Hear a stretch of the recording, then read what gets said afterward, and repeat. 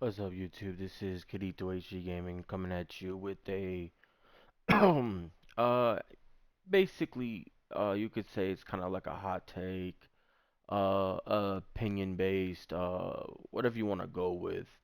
But I'm gonna start a new complete um series, I guess you could say. And I don't think a lot of content creators have actually gone over something like this. And I'm gonna go. This is console, so some things will be like I want to make a series about like weapon kits and recoil, and obviously recoil is different compared to PC and console. And I'm on console, and it doesn't matter if I even play in PC lobbies. I'm still got the console recoil. So in theory, the two series I want to make is what I would do to certain ops that I believe need a buff, and what type of buff I would give them, and what ops that I think need a nerf, and what kind of nerf I would give them. On top of also the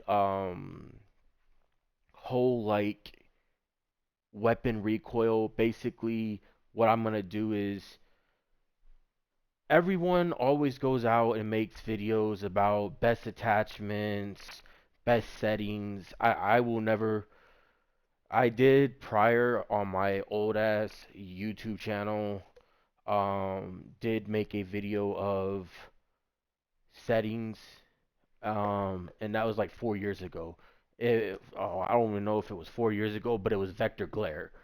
Vector glare is the last time I made a actual settings video, and I will probably do another settings video, but it'll be one and done and I won't never touch it again. And this settings video is gonna basically be more on the prominent side of actual the HUD on top of display and stuff, maybe.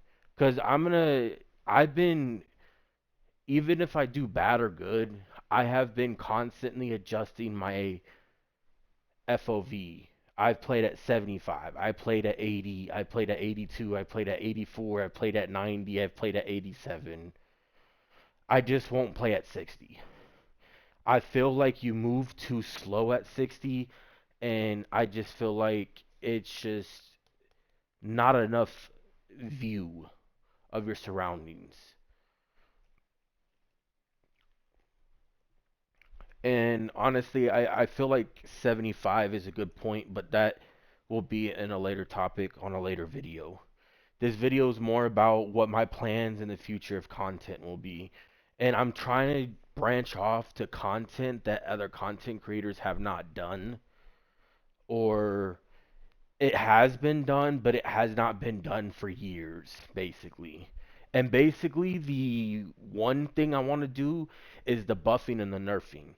A lot of content creators have came out in the past, and even recently with the Dokkaebi, they've came out and said their own belief on what they want.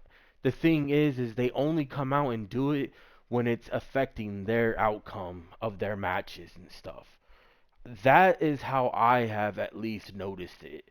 Because I'm gonna be honest, there's a lot of ops that need tweaks and stuff. And the only way they get fixed is if you make it known. Sadly, I'm not as popular as a lot of content creators, and it's harder for me to make it known.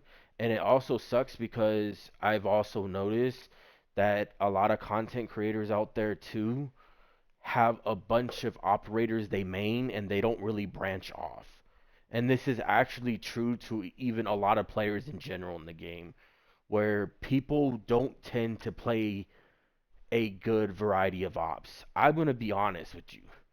I have played every single op in this game more than at least 10 times. And that's saying something because, in my opinion, Ayana is terrible. But I will say this, I'm hoping that one thing that comes in for her would actually change the game of her being picked more. And I will say it in my video, and I also think it's actually currently, I think I already saw a video of it being apparently a leak or rumored to happen. Because I'm also going to talk about the rumor of Doc apparently getting reworked, which I don't agree with. I think there's more than enough other defenders that could get a rework over Doc. And that's just solely because they were working an operator that has been known in the history of Rainbow to be very selfish. And if they don't rework it to where it takes away the selfishness of that operator, there's no point of reworking that op. Like, for instance, if it still requires that operator to literally do something for their teammate, it doesn't matter if it gets reworked or not, sadly. And that's just the only thing I gotta say about it. Sadly, that's the case for a lot of selfish ops. And I'm actually gonna get into them because the selfish ops I want to get into, other than Doc, I won't talk about him because I think on Doc's standpoint, I'm gonna be honest. Every time I see a Doc and I'm damaged, I am not even joking you. I wish I saved the video footage of what happened literally like 4 or 5 days ago, where I literally got put down like 20 meters away from Doc. I literally crawled all the way to him and literally went to game chat and literally basically kept, and I was even pinging, and I literally was saying, pick me up. And this dude literally pulled his stim pistol out as and this is after I already bled out. This is the crazy part. I bled out. Well, theoretically, I bled out. I had like 1 second left to bleed out, but the enemy swung and killed me. And Doc pulled his stim pistol out and then proceeded to try to heal me just to get domed in the head by the same person that swung me and killed me. And all that happened, he took like 20 to 30 seconds, being sarcastically if it was 30 or not, because I don't know the exact time that it takes to bleed out. But all I know is he took forever and he got killed in the process of it because he didn't do it from the very get-go. And he clearly wasn't paying attention to his screen. It's like he had all his HUD off because he didn't even realize I was down. He probably even has teammate icons and everything off too, because how is it that I'm right in front of you and you don't heal me? And that happens at least if I see a Doc, if I play 10 rounds and see a Doc all 10 rounds, I guarantee you're only going to see one or two players out of those 10 rounds that will actually do something for the team. If you even see that, because it's a once in a blue moon to see something like that. And it sucks because if they rework him and it's still something that has to actually be done by the player instead of just being something like Thunderbird where you could just put it down in the very beginning, which even though Thunderbird still has issues, I don't know how many times I've seen someone only put one Thunderbird down and hold two in the pocket or just have all three in the pocket because they literally ran to go spawn peek right off the bat just to die. It happens so much, sadly.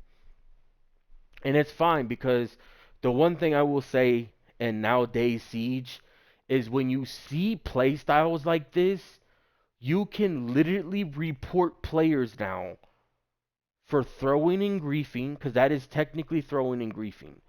It is technically a grief. If your person on your team is playing operator that is supposed to heal the team, their job is a healer, not somebody that's going to hold an angle for the entire round just to pull a stim pistol out after you die just to get slammed in the head. That is just not how Doc is supposed to play. Or not a roaming Doc or something like that. That's the problem. People play the operators selfishly because they're like, oh, I could roam with Doc, eat shots. If I don't get hit in the head, heal myself and do it on repeat. That's what I see a lot. And it's funny because I even did it like 3 days ago. Actually, no, 2 days ago. I did that myself 2 days ago. I played Doc because I was playing in a low tier lobby and everybody was literally terrible almost. Because I had a friend that I haven't played with for an entire year get on the game and play, and I was currently Plat 2, and he was actually a copper. And I didn't even realize that he was a copper because the last time I played with him, he was an actual silver. That's how long it was. So when I found that out, I did get on a alternative account. I don't call it a Smurf because I have not touched this account since rank 1.0 or the beginning of 2.0. Basically, it's been like 2 or 3 years. I got on the account. I played the 5 placements to help him out. And I am not even joking you. Didn't really help out because all we did was won 3 games and lost 2. In theory, with the nowadays rank system, you have to win 4 before you can lose 1 to actually get ranked up. So winning 3 and losing 2 literally put us back in the same scenario he was at when we first started. But what I'm trying to get at is I played Doc 1 round and I literally dropped 3 bodies because of the fact that I was able to literally just eat shots because of the fact that in this low tier lobby we were playing silvers and golds, because even though I was on an alt account and he was a copper on my alt account, the last time I played on that account it was literally a plat, like I think 3. So when I played, and it takes all the accountability of everything that's happened when that happened. I even got placed in gold 1, which that's where it belongs, honestly, because the fact that I don't play on it. I got placed gold 1 for winning 3 matches and losing 2. That's all I know. That was, and I don't even play on it now. I told my friend, like, your best bet is to wait until next season and do placements with me, and hopefully you get placed higher by playing with me when we win our games. And I was like, that if that happens, you should win more RP because you're not playing your respective rank. Because you could still play with people that are basically 15 ranks difference if you're unranked, but you have to be unranked at the time. But no, I'm just saying this based off of what I've been able to do myself. I can literally replicate almost anything that I always see. And now, before I end this video, because this is just a basically talk through of what my plans are, I'm just going to end this video with basically what my whole plan is. One series is going to be dedicated to testing each operator's kit.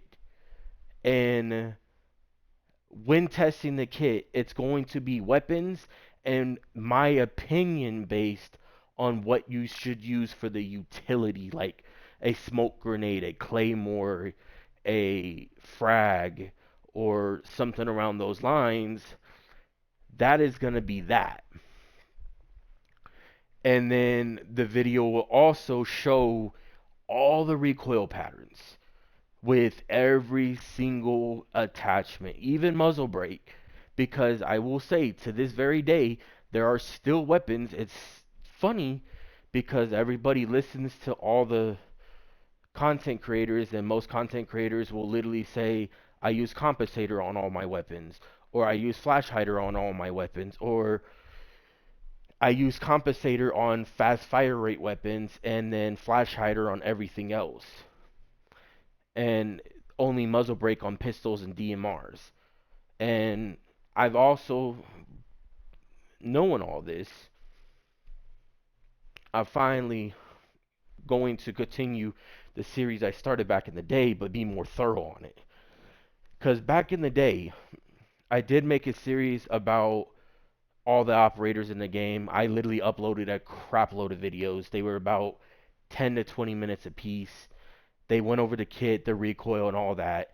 But the thing is I only went over flash hider and compensator. I didn't go over all the other attachments, and I'm also going to be testing another theory while doing this. What if you take off the muzzle period and have no muzzle on? Will the recoil be better technically? Yes, because you can't always put the 100% faith into the recoil pattern that you see on the silhouette in the game. You just can't. The reason why I say that is because some of these silhouettes say these guns have high recoil, but they really don't. Like, I'm going to be honest. The SMG-11, a lot of people don't understand. They always use flash hider. And you know how many times I see people lose gunfights because they use flash hider over compensator? And it's because when they shoot at the person, they're like, my reticle was on the person, but why didn't I kill him? It's because they didn't realize that their gun was constantly going left and right instead of just up and down. The thing in Rainbow Six is recoil of horizontal, which is left to right, will kill your aim quicker and more than up and down recoil. And this reason why I can prove this is look at the SMG-12. Look at the F2. Look at the R4C. Those are really prominent weapons that only really have up and down and no side to side. SMG-12 is a little bit a different story. It does have a little bit more side to side than those other weapons I named. But because of this, when people mess up with their aim, they tend to get the headshot. Because it is a fault of messing up with up and down, and most people are probably aiming at chest level. They mess up and it goes to the head, you get a free kill and you got lucky. Well, because of this, that's also why I think a lot of recoil changes need to be done in the future to a lot of weapons that are very meta, because I'm actually getting sick and tired of people that don't have good weapon skill and proceed to get lucky like that. Like, you could literally tell when someone just has pure luck. You go look at their stats on the R6 tracker, and then while looking at it, you're like, how is it that this guy's accuracy is below 40%, but he's constantly getting headshots? I honestly don't even know what my accuracy is, but I think the last time I looked at it, my overall accuracy out of the 11 years I played Siege is at like 37%, which is actually not as bad as you think it is, because you got to put in the accountability of all the shots I fired with pre-fire too. It's not like it's counting just the shots that I were able to actually put on people and what I missed when I was aiming at a person. It's counting all the shots I've done in general. Your accuracy will go down literally if you go out of your way, get 1 or 2 kills in a round, but shot all your ammo because you did a bunch of pre-firing. It will actually make a difference. So the accuracy and the standpoint is kind of hard to really base off because of the fact that of all the pre-firing. But if you run into somebody like a lot of Smurf accounts out there, because they're clearly Smurfing, they're not. It's not like they're not using an alt account, because the difference between an alt account and a Smurf account, the biggest difference is a Smurf account will literally have nothing, and you can clearly see it when people are playing. An alt account, you probably actually put some money into the game, bought some stuff, and then also on top of, because I alt accounts people have definitely bought stuff before. It's because it's something you're gonna actually spend time on it still.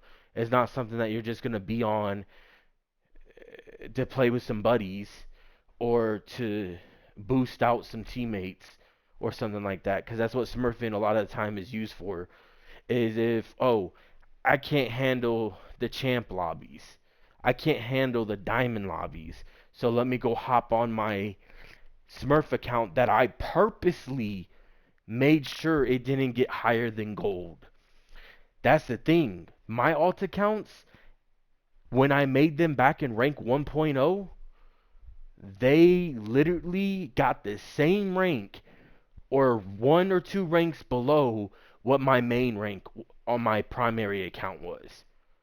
Never was it stayed at silver, gold, or bronze or something.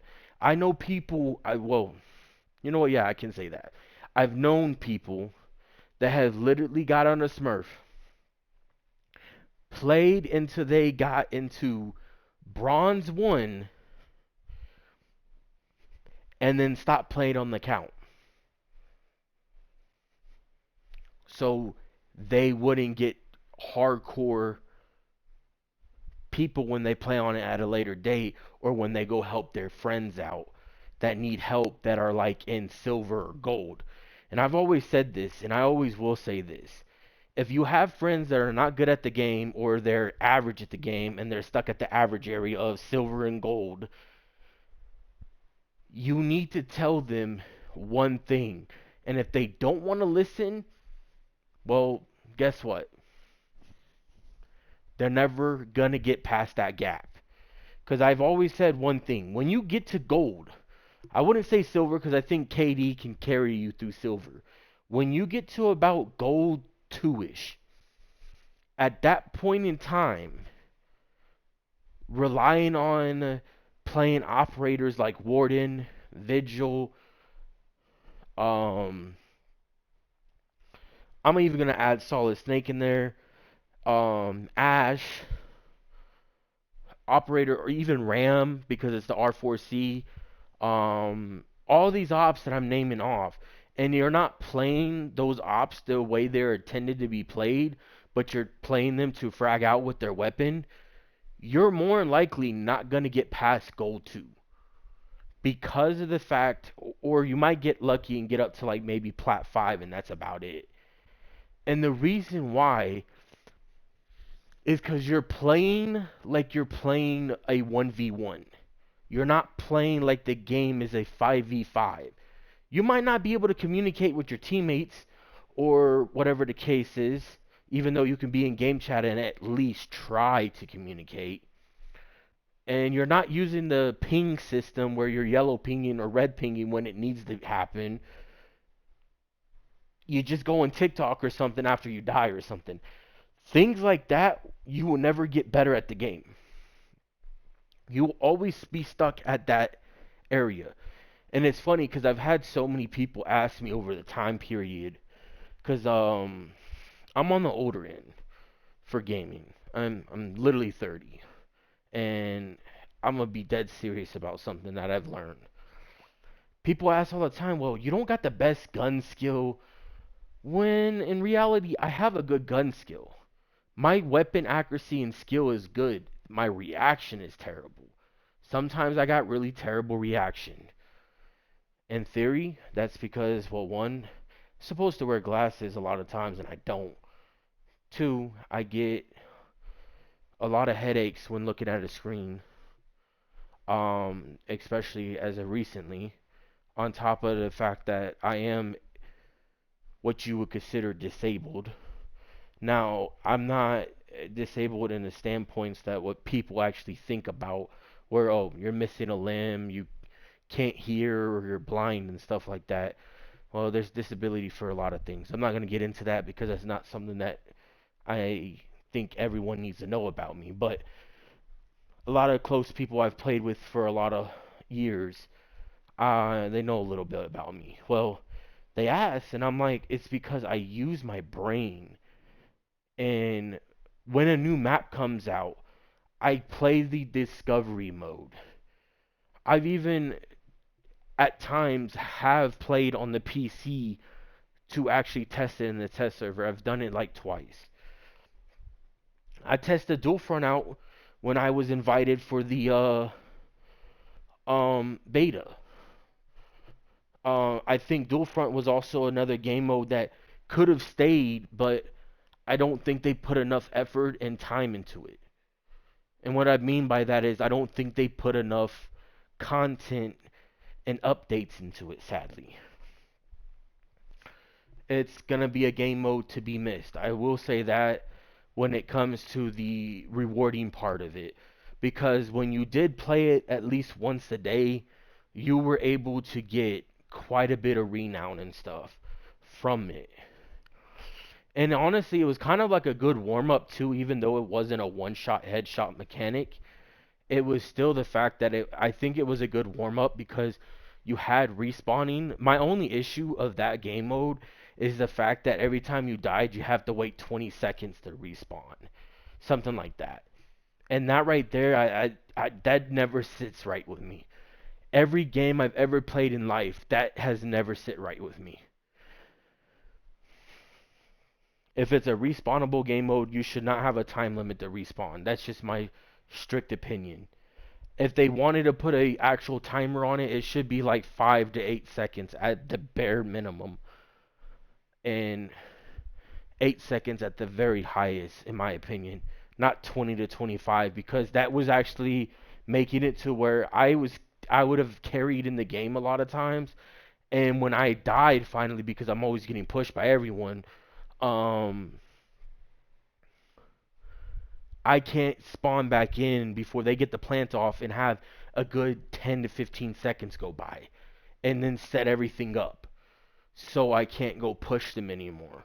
So that's the only problem I had with the game mode, other than the fact that the matchmaking was not that it was terrible, it's just a lot of people that played that game mode. Let's just put it like this, you could tell they were actually playing as a free to play player since the game became free to play. But I'm gonna end this video here. I already talked about what I'm gonna plan on doing for Rainbow Six Siege, and actually I'm gonna be starting today after I actually stop this video. So, peace.